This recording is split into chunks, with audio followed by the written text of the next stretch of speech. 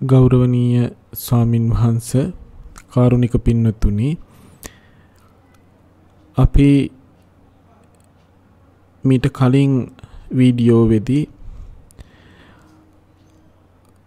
ලැබෙන අභිදේයාර්ථ ආර්ය සත්‍ය වශයෙන් බෙදීමේදී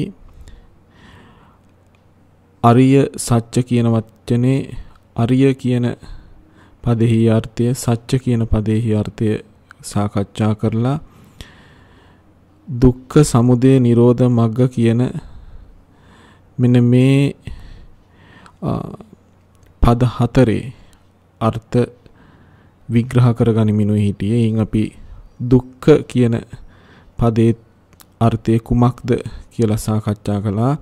දුක්ඛ කියන පදේ හැදෙන්නේ දූ සහ කං කියන පද දෙක එකතු වීමෙන් දු යන්නෙන් අදහස් කරනවා පිළිකුල් සහගත බව.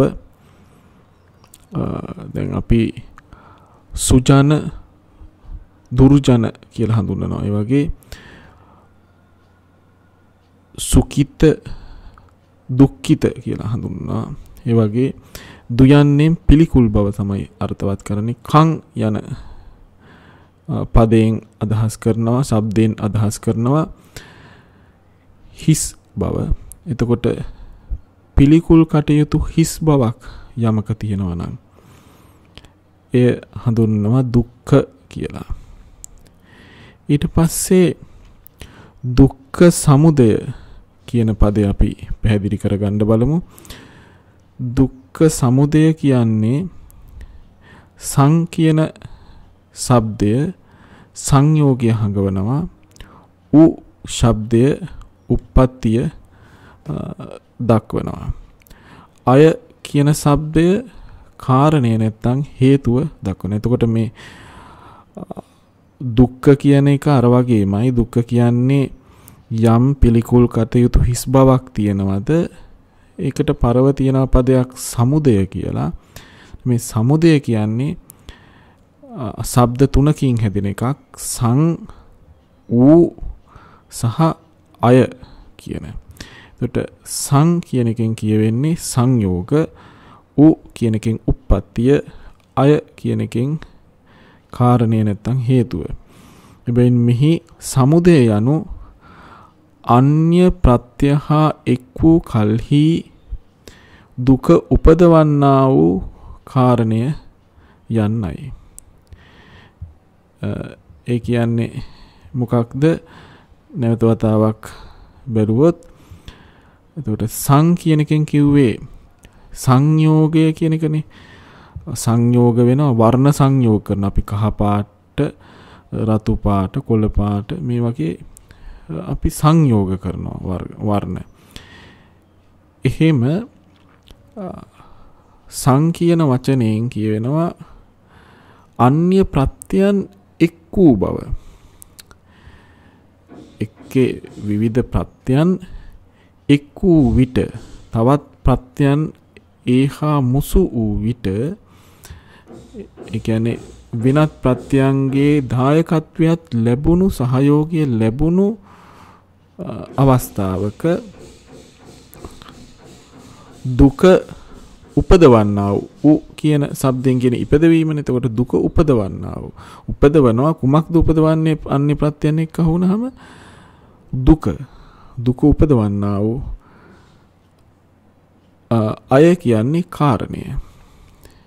එතකොට ඇත්තෙන්ම අපි තව මෙතෙන්ට ආවෙ නැති වුණාට බොහෝ දෙනෙක් දන්න කාරණයක් දුක්ඛ සමුදය ආර්ය සත්‍ය වෙන්නේ වෙන කිසිවක් නෙමෙයි, තණ්හාව. එතකොට යම් කිසි කෙනෙකුගේ චිත්තසංතානයේ තෘෂ්ණාව උපදිනවා නම් ඒ තෘෂ්ණාව ඇවිදිලා දුක්ඛ සමුදය සත්‍යය. මේ තෘෂ්ණාව දුක්ඛ සමුදය බැවින් එහි තියෙනවා මොකක්ද? මේ සං ඌ අය කියන ශබ්දත්‍රයේ එකතුව තියෙනවා. එතකොට අපි දන්නවා දුක උපදවන හේතු තෘෂ්ණාව ලෝභසිත 8 තමයි සම්පයුක්ත වෙන්නේ. ලෝභසිත 8 තමයි සම්පයුක්ත වෙන්නේ. දැන් ලෝභසිත 8න් අපි ගම්මුකෝ දිට්ඨිගත සම්පයුක්ත අසංකාරික සෝමනස්ස සහගත දිට්ඨිගත සම්පයුක්ත අසංකාරික කියන පළවෙනි ලෝභසිතත් එක්ක මේ තෘෂ්ණාව පහළ වුණා කියලා. එතකොට මේ තෘෂ්ණාව ඒකාන්තයෙන්ම ආර්ය සත්‍යයක්, දුක උපදවන හේතුව ඒ ආර්ය සත්‍යයක්. එතකොට මෙය සමුදය කියලා හඳුන්වන්නේ කුමක් නිසාද? එතන තියෙනවා මේ සංසබ්දයෙන් එන්නා වූ අන්‍ය ප්‍රත්‍යයන් එකතු වූ වී මෙයට ලබා දෙනවා එක්තරා ශක්තියක්. ඒ කියන්නේ මේ තෘෂ්ණාවට තනියෙන් පහළ වෙන්න පුළුවන් කමක් නැහැ.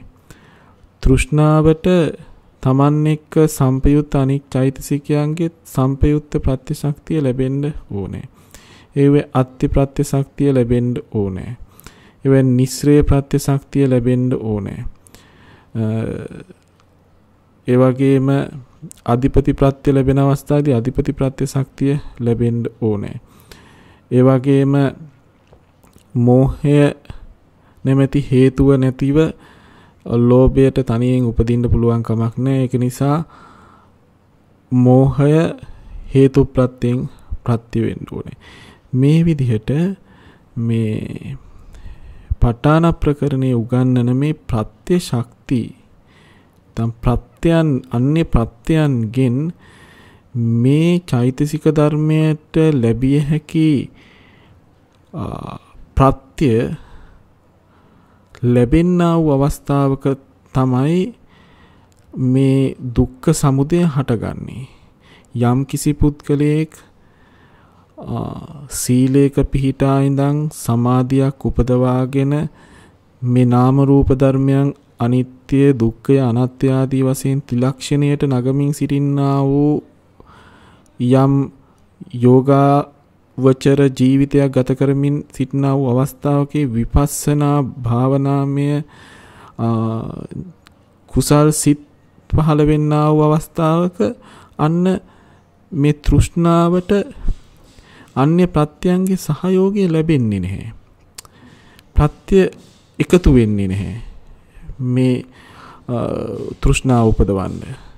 ඒක නිසා එතන අන්‍ය ප්‍රත්‍යයන් එක්වීමක් නැහැ. එතන එතකොට මේ සං කියන පදයේ යොදන් શબ્දය අපිට භාවිතා කරන්න බෑ. නමුත් ලෝභ සිතක ඒ යෙදෙනවා. ඒක තමයි මේ සං කියන එකෙන් අදහස් කරන්නේ.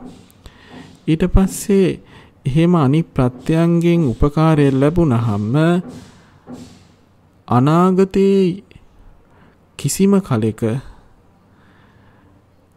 ආර්ය සත්‍ය වශයෙන් නිරෝධය නෙවෙයි ලබා දෙන්නේ, දුක්ඛාරය සත්‍යයට අයිති ධර්මයක් උපදවා දීමට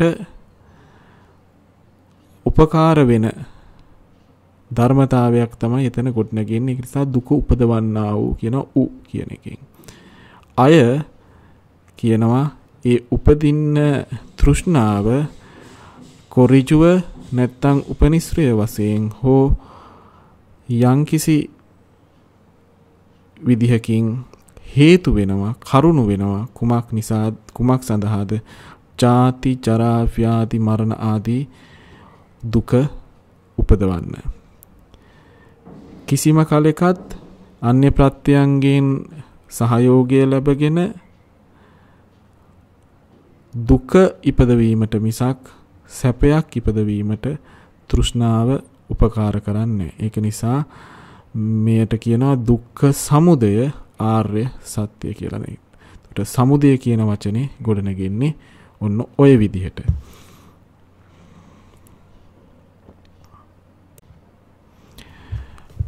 එතකොට මේ පැහැදිලි කරපු ආකාරයෙන් සමුදය කියන පදය සකස් වෙන්නේ සං වූ අය කියන පද තුනෙන්.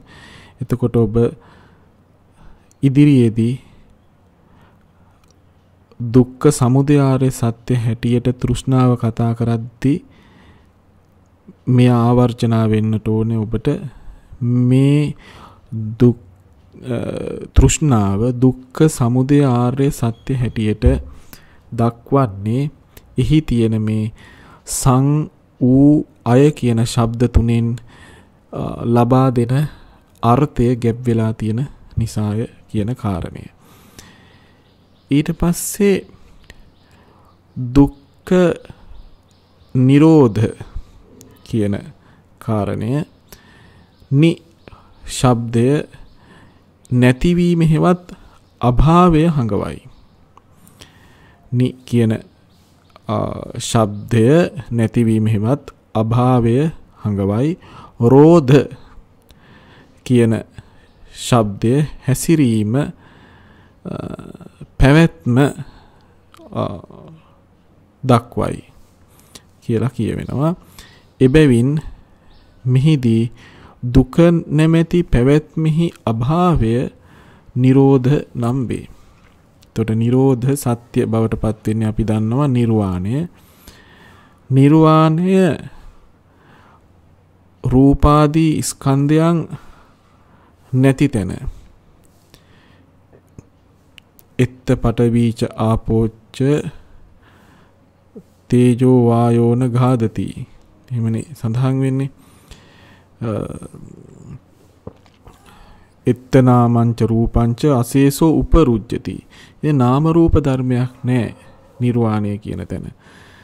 නාම රූපයන්ගේ නැවැත්ම ස්කන්ධයන්ගේ නැවැත්ම යම් තැනකද අභාවය වෙනවද එතන තමයි නිර්වාණය වෙන්නේ. එතකොට මේ නිර්වාණය නැමැත්තට මේ නිරෝධ සත්‍ය කියන හේතුවක් තමයි අන්නේ කියපු නාම රූප ධර්මයන්ගේ දීර්ඝ කාලයක් අති දීර්ඝ කාලයක් අනමතග්ගෝ යම් භික්ඛවේ සංසාරෝ පුබ්බා කෝට්න පඤ්ඤායති කියලා සඳහන් කරපු විදිහට පටන් ගැනීමක් කියන්න බැරි අනාදිමත් කාලයක් තිස්සේ පැවතගෙන ආපු නාම රූප පරම්පරාව සන්තතිය ස්කන්ධ සන්තතිය අභාවයට යනවා. පවත්මක් නැහැ. මේ පැවැත්මක් නැත කියන එක රෝධ කියන එකෙන් කියවෙනවා. රෝධ කියන්නේ සමාවෙන්න රෝධ කියලා කියන්නේ හැසිරීම පවතිනවා. ඒ පැවතීම මොකද වෙන්නේ? නැති වෙලා යනවා. අභාවයටපත් වෙනවා. ඒක නිසා නිර්වාණය නිරෝධ තත්වයක්. ඒක නිසා එයට කියනවා නිරෝධ කියලා. එතකොට කුමකද නිරෝධය? දුකෙහි නිරෝධය. වෙන එකක නිරෝධය නෙමෙයි, වෙන කිසිවක නිරෝධයක් නෙමෙයි, දුකෙහි නිරෝධය. නාම රූප කියන්නේ දුක. ස්කන්ධ පංචකය කියලා කියන්නේ පංච උපාදානස්කන්ධය කියන්නේ සංකිට්ඨේන පංච උපාදානස්කන්ධා දුක්ඛ. කොටිම කිව්වොත් දුක. ඒ නිසා මෙන්න මේ දුක රෝධ හැසිරීම පැවතීම අභාවයට යනවාද? ඒ හඳුනනවා නිරෝධ කියලා.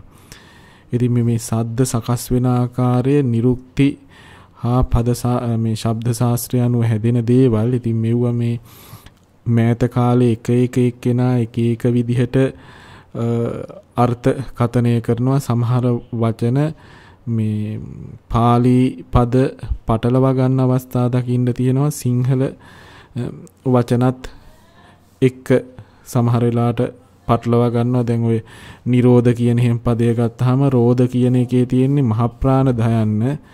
මේවා මේ එක එක්කෙනා ආසාවට කැමැත්තට මහ ප්‍රාණ වෙලා නකුරු අල්ප ප්‍රාණ කුරු සංඥක කුරු මූර්ධ ජකුරු දැම්ම නෙමෙයි.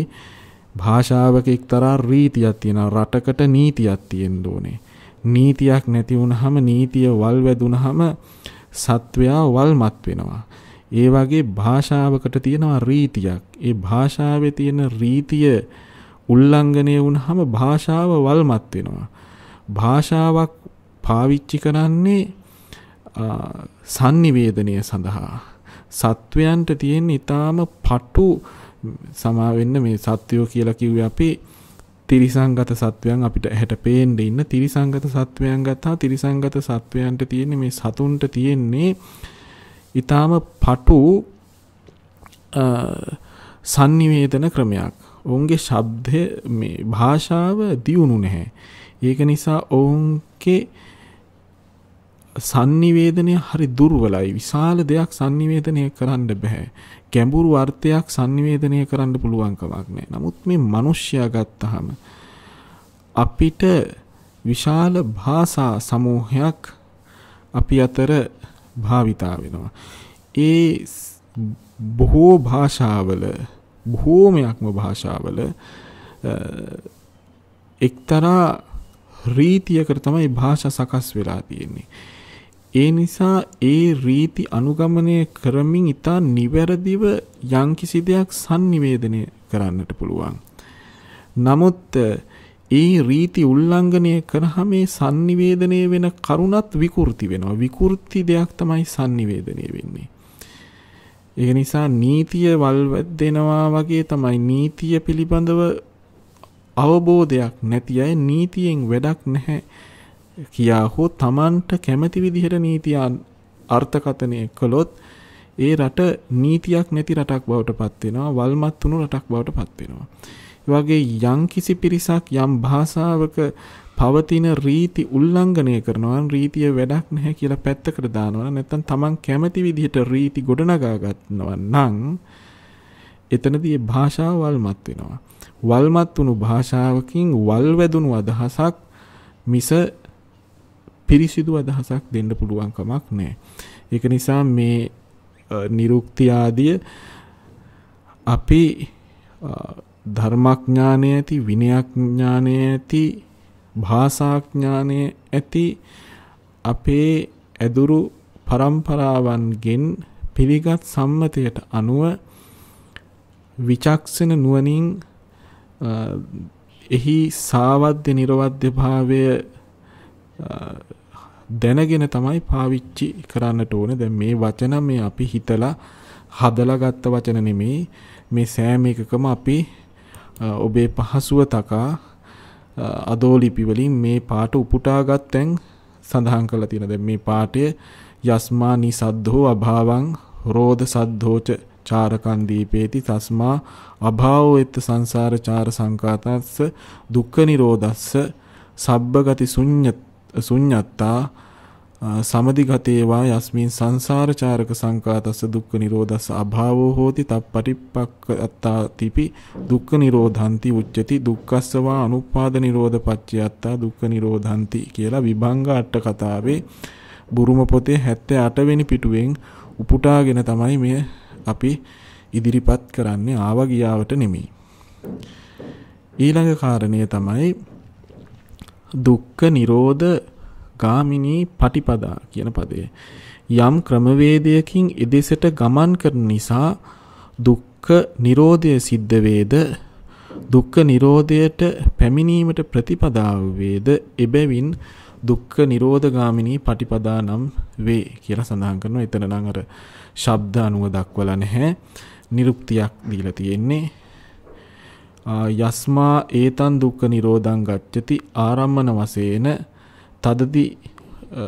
තදබි මුඛී භූතත්තා පටිපදාච හෝති දුක්ඛ නිරෝධප්පත්තිය තස්මා දුක්ඛ නිරෝධගාමිනී පටිපදාති උච්චති කියන විභංග අට කතා පාඨේ අර්ථය තමයි අපි මෙතන මේ සඳහන් කරලා තියෙන්නේ. ඒ අනුසාරයෙන් ඔබ දැනගන්නට ඕනේ දුක්ඛ නිරෝධ ගාමිනී පටිපදා කියන්නේ කුමක්ද කියලා. ඔබ දන්නවා ආර්ය අෂ්ටාංගික මාර්ගය තමයි දුක්ඛ නිරෝධ ගාමිනී පටිපදා වෙන්නේ.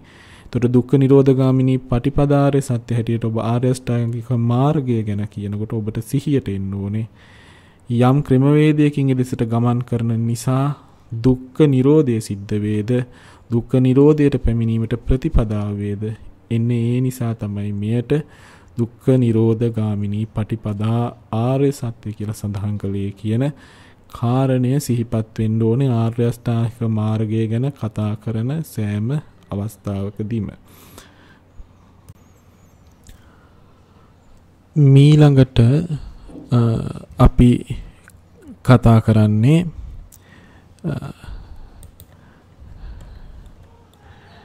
ඒ අනුව ආර්ය සත්‍ය හතර මොනවද කියලා පරමාර්ථ සත් ධර්මයන්ගේ මේ ආර්ය සත්‍ය හතරට කවර ධර්මද ඇතුළත් වෙන්නේ කියන කාරණේ අපි ඊළඟට කතා කරනවා. එතකොට මේ අපි ලබාගත් තොරතුරු අනුව දුක්ඛ අරිය සත්‍ය කියන්නේ අනේක විද උපද්‍රවයන් පවත්නා වූ ස්ථිර සුඛ ස්වභාවයන්ගෙන් හිස් වූ ආර්ය වූ සත්‍ය දුක්ඛාර්ය සත්‍යයි.